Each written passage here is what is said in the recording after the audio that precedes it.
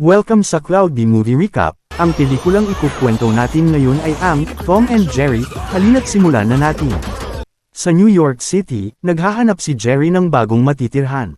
Ipinakilala siya ng isang daga sa kapitbahayan sa isang sirang kotse sa junkyard kung saan siya maaaring tumira sa loob ng ilang buwan. Ngunit ayaw ni Jerry na manirahan sa maruming lugar na iyon at makisama sa mga ipis, kaya nagpa siyang umalis.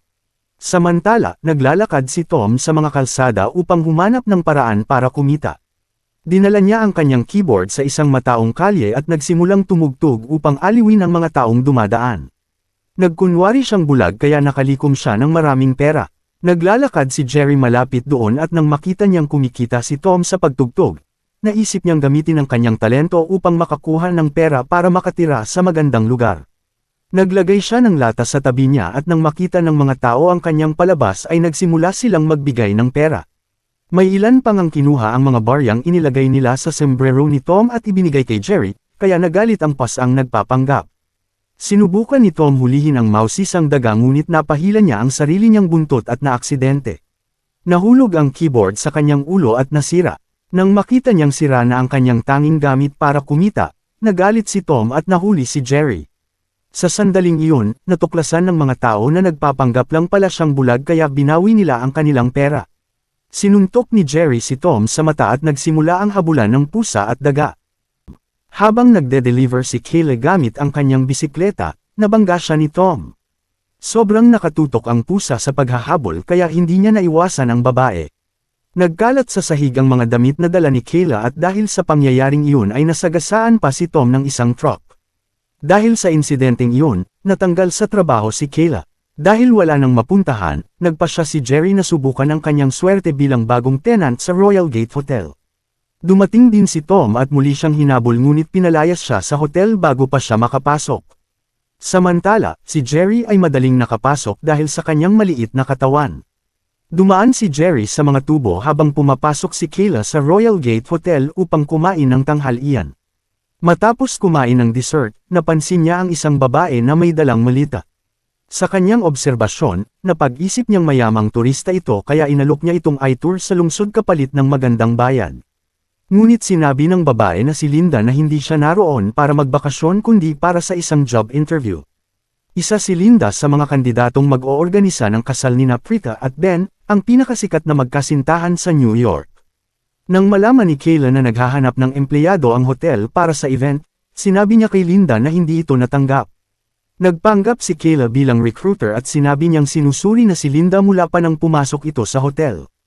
Ayon sa kanya, kailangang maging maingat at tahimik ang mga empleyado ng Royal Gate.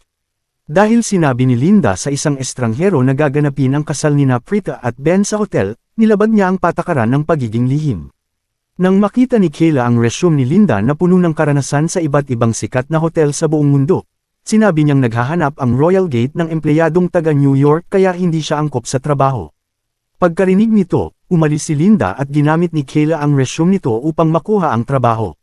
Samantala, ilang minuto matapos makapasok sa hotel, nakakita si Jerry ng isang maliit na sulok kung saan niya naisip na maaaring maging bahay niya. Kailangan lamang itong ayusin at pagkatapos ng ilang araw na pagtatrabaho ay magiging perpektong tirahan iyon para sa kanya. Sa oras na iyon, sinalubong si Kayla ni Terrence, ang event manager, at ibinigay niya ang resume ni Linda. Upang hindi siya mabuking, pinunit niya ang bahaging may pangalan ng babae at sinisi ang mga batang nasa lobby. Ipinakilala ni Terrence si Henry, ang general manager, at sinabi ng lalaki na matagal na siyang hindi nakakakita ng ganoong kagandang resume. Biglang gumawa si Kayla ng kakaibang hakbang. Kinuha niya ang papel mula sa kamay ni Henry at pinunit ito, sinasabing isa lamang itong papel. Ibinato niya sa hangin ang mga piraso at sinabi na kung gusto nitong makita ang kanyang tunay na kakayahan ay kailangan siyang kunin sa trabaho. Matapos ang palabas na iyon, sinabi ni Terrence sa babae na pulutin ang mga papel sa sahig at sinenyasan si Henry na paalisin siya. Ngunit nagpa siya si Henry na subukan ang talento ni Kayla kaya napilitan si Terrence na kunin siya. Sinabi ni Henry na mananatili sa hotel ang mga empleyado sa linggong iyon upang makapaghanda sa kasal. Nang makapagbihis na ng maayos, naghanda si Kayla para sa kanyang unang araw ng trabaho.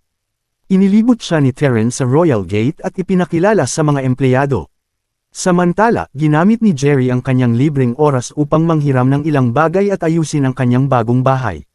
Si Tom naman ay patuloy na naghahanap ng paraan upang makapasok sa hotel at hulihin ang daga ngunit palaging nabibigo. Gumamit si Jerry ng photocopy machine upang gumawa ng mga kopya ng sarili niya bilang dekorasyon. Sa bar ng hotel, nakilala ni Kayla si Cameron na bartender at natuklasan nilang pareho sila ng gusto sa sneakers. Ipinagbigay alam ni Cameron kay Terrence na dumating na ang bride at groom sa hotel kaya dali-dali silang sumalubong. Kasama ng magkasintahan ng bulldog na si Spike at ang masungit na pusa ni Prita na si Toots. Nakita ni Spike si Jerry at agad siyang hinabol ngunit pinigilan ni Ben sa pamamagitan ng paghila sa kanyang collar. Natakot si Toots at tumalon sa kondongan ni Kayla. Nagulat si Prita dahil ayon sa kanya ay galit ang kanyang pusa sa mga tao. Dito nagsimula ang pagkakaibigan ni Kayla at Prita. Habang ipinapakita ni Terrence ang silid sa magkasintahan, kumuha si Jerry ng ilang gamit mula sa bag ni Prita at pumunta sa kusina. Naakit siya sa mabangong amoy ng keso. Makalipas ang ilang minuto, nakarinig ang lahat ng sigaw mula sa kusina. Inutusan ni Terrence si Lola na samahan ang mga bisita habang siya at si Kayla ay pupunta upang tingnan ang nangyayari. Pagdating nila, sinabi ni Chef Jackie na nagwala si Leo, isa sa mga cook, matapos makitang may daga na tumakbo sa kanyang paa. Dahil seryoso ang sitwasyon, nangako si Kayla na gagawa siya ng paraan upang mahuli ang daga. Pagkatapos ay lumabas si Jerry upang maghanap ng pagkain. Upang mapadali ang kanyang trabaho, naglagay si Kayla ng bitag na may keso. Ngunit habang nakikipag-usap siya kay Cameron, kinuha ni Jerry ang keso at umalis. Nang tingnan muli ni Kayla ang bitag, nagulat siya dahil wala na ang keso. Sa halip, nag-iwan si Jerry ng pera at isang sulat na nagsasabing humanap siya ng mas magandang bitag. Kinagabihan, sinusubukan ni Tom na magtago mula sa bagyo sa isang madilim na eskinita. Wala na siyang keyboard para kumita at habang kumikalam ang kanyang tiyan, nakita niya si Jerry sa bintana ng isang silid sa hotel na naghahanda ng inumin. Matapos ang pagtatalo ng kanyang mabuti at masamang konsensya, pinili ni Tom na sundin ang masamang ideya at umakyat sa gusali upang hulihin si Jerry. Kailangan niyang tumawid sa mataas na cable ng kuryente upang makarating sa bintana. Ngunit habang nasa gitna siya, tinamaan siya ng kidlat at nahulog. Bilang isang pusa na may 9 na buhay, nagpasya siyang subukan muli. Gumamit siya ng payong upang panatilihin ang balanse ngunit lalo lamang itong nakaakit ng kidlat. Sa isa pang pagtatangka, ginupit ni Jerry ang cable kaya nakuryente muli si Tom. Sa huli, gumawa siya ng pakpak mula sa curtain upang lumipad patungo sa bintana ngunit napadpad siya sa mga ulap at nang bumalik ay nabasa at nasira ang kanyang costume. Sa kabutihang palad, nahulog siya mismo sa bintana kung saan naroon si Jerry. Ngunit agad itong isinara ng daga kaya nahulog muli si Tom at tinamaan pa ng kidlat. Habang nanunood ng pelikula si Jerry sa kanyang kama, biglang lumitaw si Tom sa bintana at ginamit ang kanyang matutulis na kuko upang batasin ang salamin. Nahuli niya si Jerry sa loob ng isang baso at binalot ito ng tela saka itinapon sa bintana. Akala ni Tom ay nanalo na siya ngunit biglang lumitaw muli si Jerry. Naging magulo ang lahat. Muling nagsimula ang habulan at nasira ang maraming bagay sa silid. Narinig ni Terrence ang malakas na ingay mula sa isa sa mga kwarto kaya pinapunta niya si Kayla upang imbestigahan. Pagpasok niya sa silid, nagulat siya sa gulo at nakilala niya si Tom bilang pas ang dahilan kung bakit siya natanggal sa dati niyang trabaho. Sa pamamagitan ng kilos, ipinaliwanag ni Tom na ang lahat ng kaguluhan ay gawa ng isang daga. Agad na napagtanto ni Kayla na iyon ang mismong daga na kailangan niyang hulihin. Nag-alok siya ng kasunduan. Ayon sa kanya, likas sa mga pusa ang manghuli ng daga, kaya kung tutulungan siya ni Tom na hulihin ito, bibigyan niya ito ng gantimpala. Kinabukasan ng umaga, dinala ni Kayla si Tom sa opisina ng general manager at iminungkahi niya na kunin ang hayop upang maalis ang daga na nagpapahirap sa mga empleyado ng hotel. Sinabi niya na kung kukuha sila ng exterminator, kakailanganing bakantehin ang buong gusali at malalaman ng lahat ng bisita na may daga roon. Ngunit kung si Tom ang kukunin nila, maaari nitong hulihin ang daga ng palihim nang hindi nagdudulot ng hinala. Tutol si Terrence sa ideyang ito, ngunit nagpasya si Henry na maniwala kay Kayla at hayaan siyang hawakan ang sitwasyon sa sarili niyang paraan. Kalaunan ng araw na iyon, nakabihis na si Tom at opisyal ng kinilala bilang bagong empleyado. Napansin ng pusa ang isang sulat mula sa kanyang kaaway na bumabati sa kanya sa bago niyang trabaho. Hinamon ni Jerry si Tom na kunin ito kaya pumasok ang pusa sa laro. Sinundan niya ang isang lubod na nagtatapos sa isang pinto. Nang subukan niyang buksan ito, lumitaw si Jerry at inabot sa kanya ang isang baseball bat na ginamit ni Tom upang hampasin ang taong nasa kabilang panig ng pinto. Ang hindi alam ng pusa ay si Spike pala iyon, kaya nagkaroon siya ng malaking problema sa bulldog. Samantala, pumasok si Jerry sa silid ng ikakasal at nahuli siya ni Toots habang sinusubukang magnakaw ng ilang gamit. Nang malaman ni Prita na naghahanap sina Kayla at Tom ng daga, iminungkahi ni Joy, isa sa mga empleyado ng hotel, na tingnan nila ang maliit na pintong lumitaw sa pasilyo sa ikasampung palapag. Pagdating ni Kayla roon, kumatok siya sa pinto at si Jerry ang nagbukas. Magalang siyang nakiusap sa daga na umalis dahil nanganganib ang kanyang trabaho, ngunit tumanggi si Jerry. Kaya tinawag ni Kayla si Tom upang tumulong. Nagsimula silang maghabulan, ngunit mabilis na napabagsak ni Jerry si Tom. Nang makita ito, labis na nagalit si Kayla at sinubukan niyang buksan ang pinto. Ngunit tumawag si Terrence kaya pumunta siya sa bridal suite.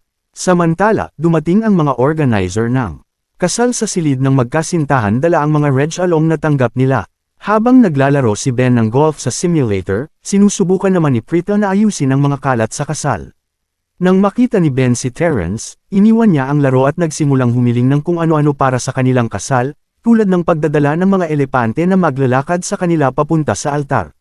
Sinubukan ni Prita na pigilan ang ideya ngunit iginiit ni Ben ang kakaibang seremonya.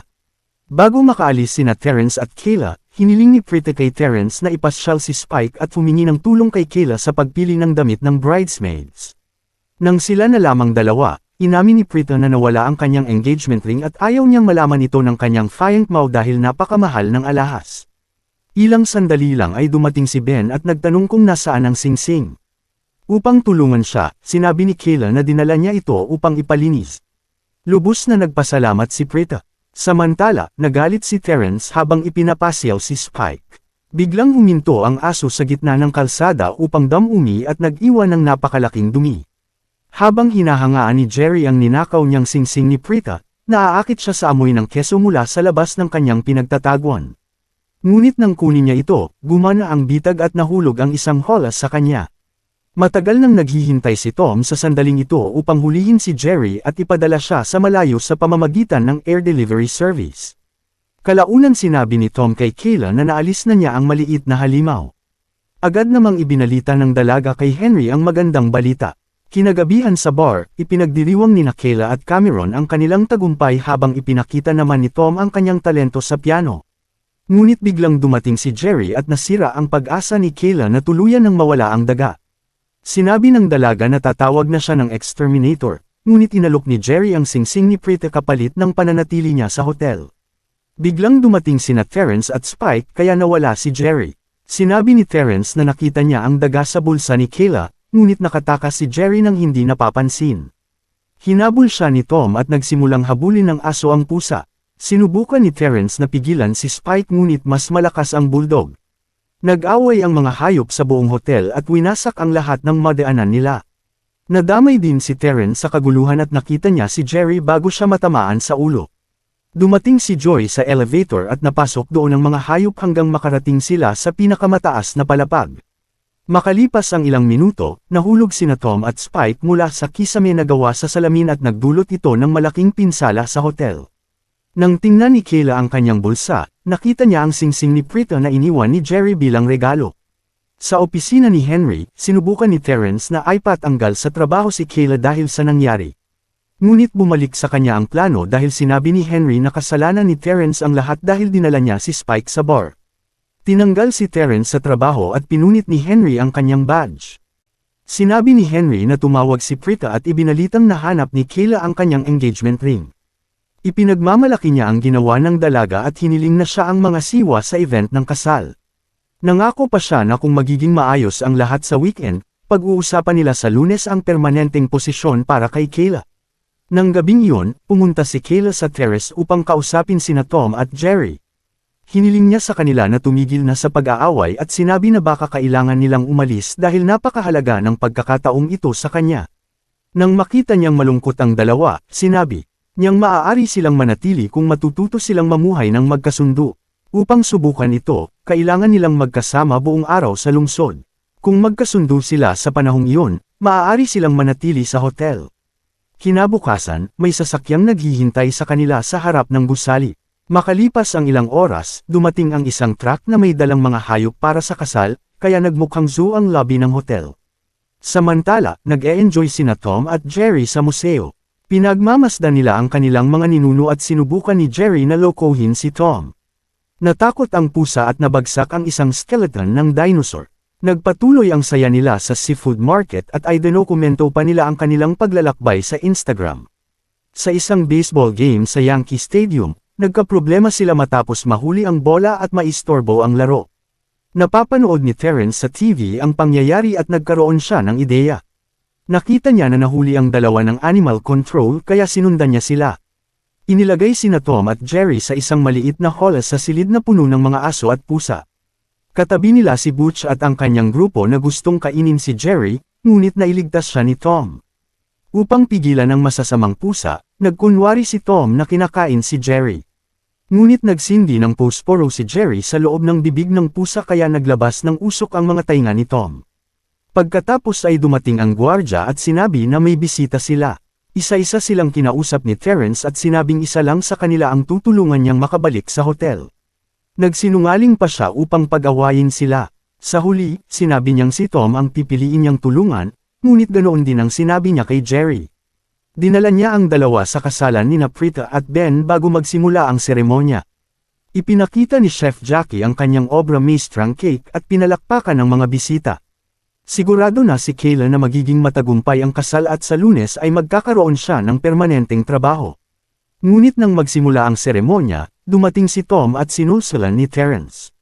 Nang makita ni Tom si Jerry sa kabilang panig ng silid, hinabol niya ito.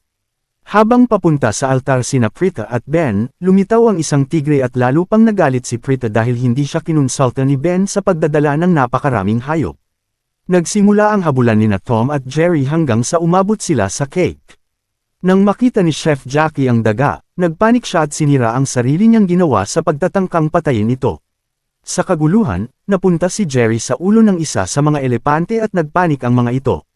Nagsimulang tumakbo ang mga elepante sa buong bulwagan at winasak ang lahat. Dumating si Spike at lalo pang lumala ang gulo.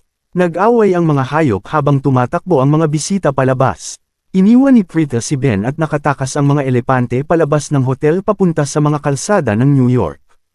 Kalaunan, sinabi ni Terrence kay Henry na nagsinungaling si Kayla tungkol sa kanyang resume. Inamin ng dalaga ang katotohanan. Dumating si Prita at sinabi na hindi na matutuloy ang kasal. Ibinalik niya ang singsing kay Ben at umalis. Kinagabihan, nag-empake si Kayla at umalis din. Pinalayas ni Terrence si Tom mula sa hotel kaya bumalik ang pusa sa pamumuhay sa kalye at natutulog sa karton. Ngunit kinabukasan dumating si Jerry at nagplano sila upang ayusin ang malaking gulong na gawa nila. Tinawag ni Kayla si Cameron at ipinaliwanag kung bakit siya nagsinungaling sa kanyang resume. Sa puntong iyon nagkita sila nina Tom at Jerry at iminungkahi ng dalawa na bumalik sila sa hotel upang ayusin ang natira at magdaos ng simpleng kasal. Tinanggap ni Kayla ang hamon. Pagdating niya sa hotel, nakita niya si Prita na paalis na papuntang airport. Pumasok siya sa hotel at sinabi kay Ben na maaari pa ring maganap ang kasal sa araw na iyon. Iminungkahi ni Joy na gawin ito sa Central Park sa tapat lamang ng hotel. Habang inaayos ng mga empleyado ang mga dekorasyon at tinatawag muli ang mga bisita, hinabol nina Tom at Jerry si Prita. Gumamit sila ng motorized skateboard at isang drone upang maabyutan ang kanyang sasakyan. Sa wakas, nakarating sila sa Central Park kung saan nagulat si Prita sa mga dekorasyon. Humingi ng paumanhin si Kayla sa nangyaring gulo at humiling ng isa pang pagkakataon upang maitama ang lahat. Lumapit si Ben kay Prita at inamin ang kanyang pagkakamali. Sinabi ni Prita na hindi niya gusto ang lahat ng marangyang plano, ang gusto lamang niya ay makasama siya. Ipinahayag ni Ben ang kanyang pagmamahal at muling nag-propose. Tinanggap ni Prita at naganap ang kasal sa simple ngunit masayang paraan kasama ang pamilya. Pagkatapos ng selebrasyon, ipinakilala ni Kayla si Linda kina Henry at Terrence at sinabi na siya ang tunay na may-ari ng kahangahangang resume. Agad na tinanggap si Linda sa trabaho, at nabigyan si Kayla ng panibagong pagkakataon na magtrabaho sa Royal Gates Hotel. Sa huli, kahit maraming hindi pagkakaunawaan, nag-toast sina Tom at Jerry bilang bagong magkaibigan. Ngunit hindi nagtagal ang kapayapaan dahil makalipas ang ilang minuto ay muling nagbalik ang kanilang matagal ng tunggalian.